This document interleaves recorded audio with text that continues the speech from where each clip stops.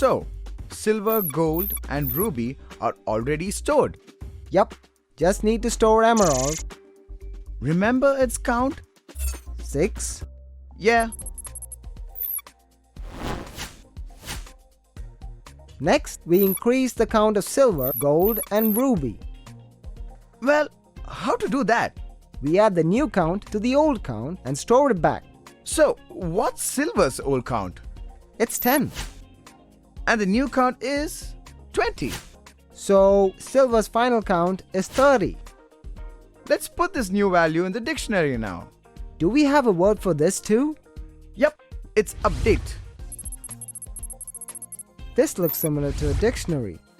So, this line updates silver's count to 30. Now, the same for gold and ruby.